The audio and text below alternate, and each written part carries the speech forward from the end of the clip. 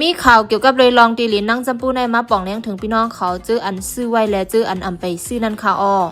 องที่อันพี่น้องเขาหันอยู่ตัวเหลียวแน่เดเป็นซุปอันตั้งเขาขัดตัดลอกปองมันปากปลาย2ลอกค่ะกาขันมันแน่ในขายกว่า85 เซน87 เซนต่อถึงปากปลาย10 เซนในขายออกกว่ามดๆเซ็งๆแลซุปที่2ในก็ตัดลอกปองมันในปากหิมพร้อมค่ะนะกึดเอา30ลอกไว้เอาค่ะรอบที่2อันกึด30ลอกในพี่น้องแขกมังซื้อมัดไว้กว่ามันโค้งมันยานมันตกนอกเปิ้นในก็ตีมีค่ะเนาะข่าวอันที่มาป่องเลี้ยงปันพี่น้องเขาได้ก็เจ้าของมันตีขึ้นมีมัดตัดแทงจุดที่3เยาค่ะตีเป็นอ่องที่อันก้าถุยลิ้นถุยไว้ปังๆเป้งๆแนวค่ะมีเอาหิมหมกอูสวนจำปูในก้อยค่ะเนาะย้อนเปิดว่าอ่องตีมันห่างหลีปังเป้งหลีหนาแล่ในกาขันมันก็เตเตอร์หรือเหรอบที่2ค่ะ